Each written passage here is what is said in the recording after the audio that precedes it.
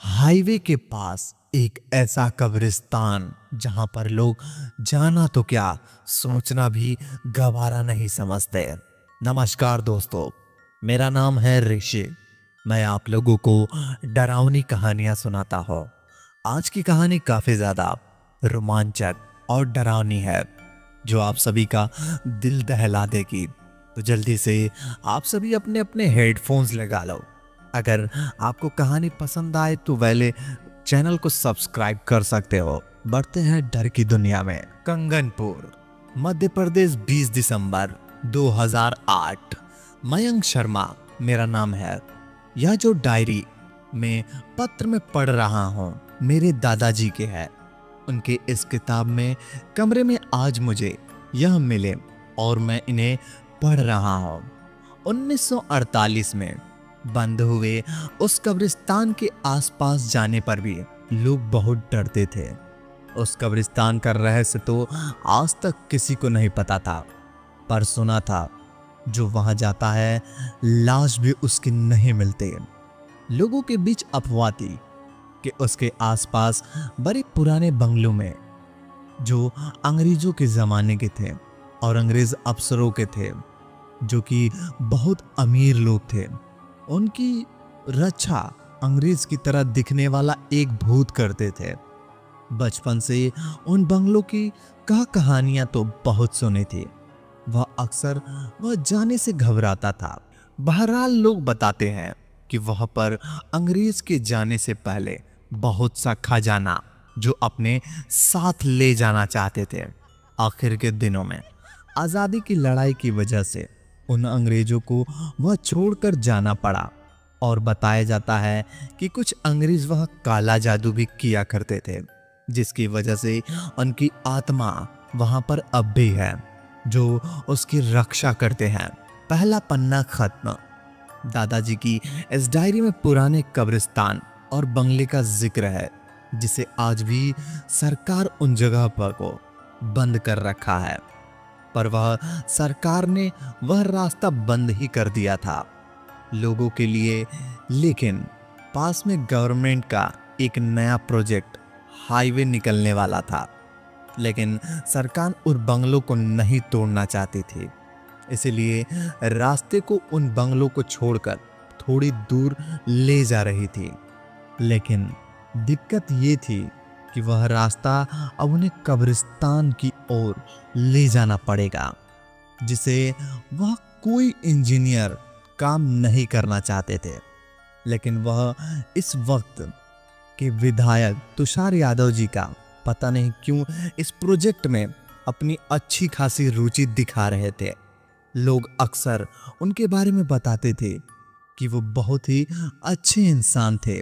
खैर, काम तो उन्होंने कभी अच्छा नहीं किए थे, लेकिन हाँ, हिंदू मुसलमान जात पात मंदिर मस्जिद की लड़ाई में सबसे आगे उनका नाम रहता था और हर बार ही करप्ट लोगों की बड़ी टीम की वजह से अक्सर वह इलेक्शन में हर बार जीत जाया करते थे।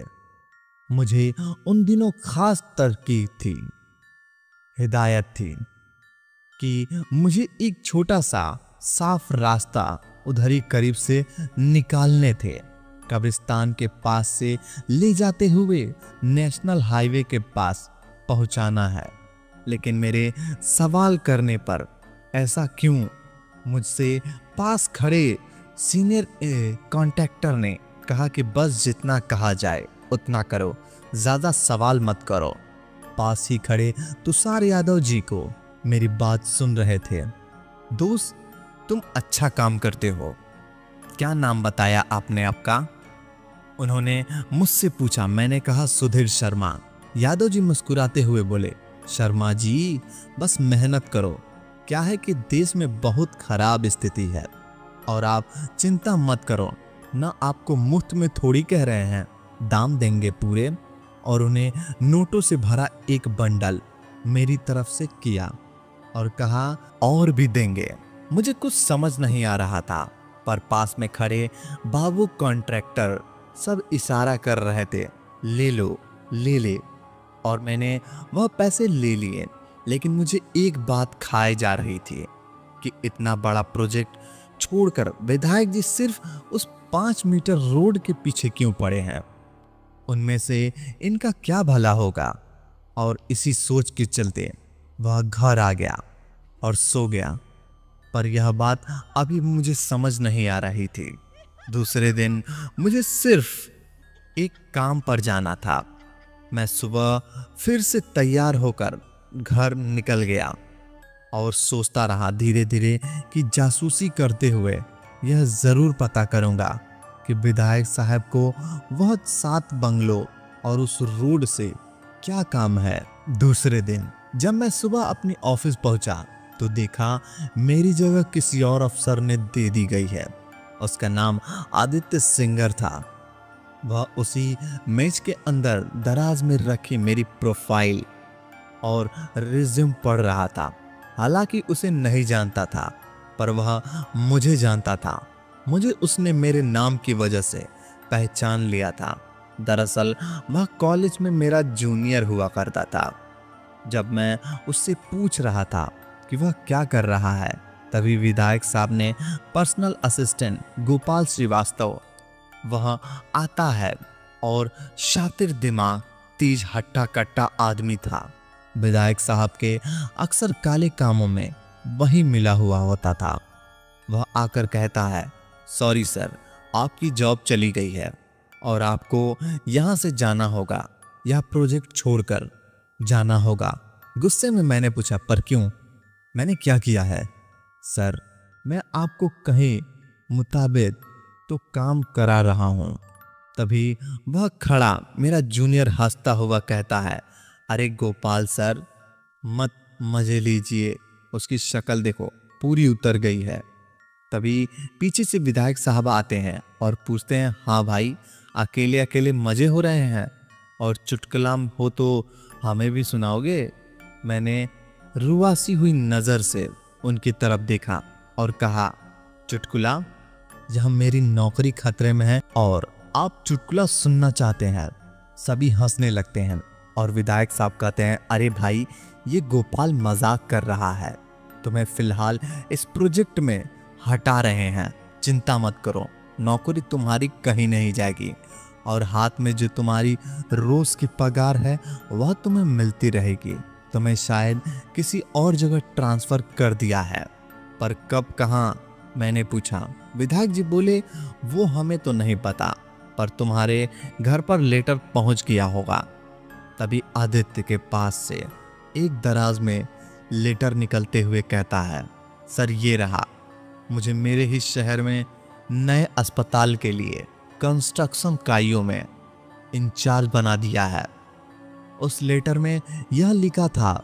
मुझे लेटर पढ़कर खुशी तो हुई, पर साथ ही यह बात भी खाई जा रही थी कि मुझे यहां से क्यों हटाया जा रहा है।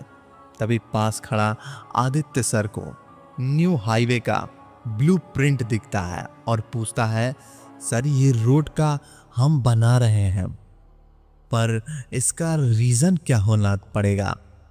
फाइल अगर चेक हुई तो मुश्किल हो जाएगी। तभी पास खड़ा गोपाल कहता है, चलो शाम को विधायक साहब के बेटे का जन्मदिन, आज वहां दावत रखी गई है, आओ मिलो शाम को, फिर बताते हैं रीजन। आदित्य हंसते हुए, सर आप तो बुरा मान गए। तभी विधायक साहब कहते हैं, अरे भाई हाँ, सच में सभी को आना है। आप सभी ऑफिस वालों को बुलवा दे रहा हूं, सभी को आना है।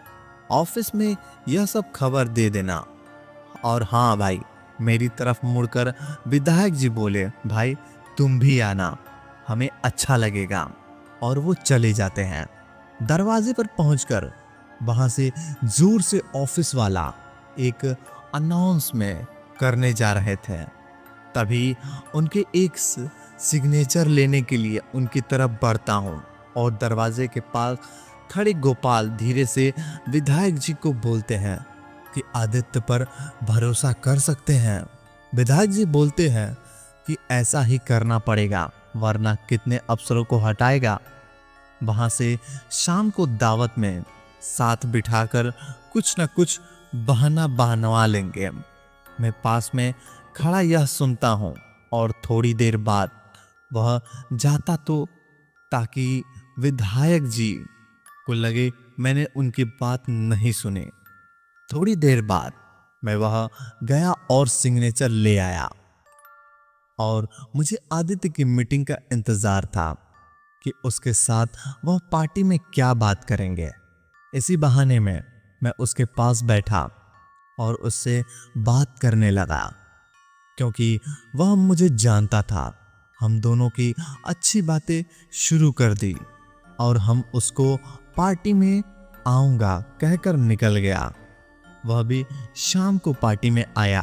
आखिर क्या होगा, साहब को मयंक पर भरोसा था और वह क्या बात करने वाले थे शाम को पार्टी में, जानते हैं। जानने के लिए मिलते हैं अगले भाग में। तब तक के लिए धन्यवाद। अगर कहानी पसंद आई हो तो वीडियो को लाइक और चैनल को सब्सक्राइब कर दो ताकि हमारी आने वाली कहानियां सबसे पहले आप तक पहुंचे। धन्यवाद।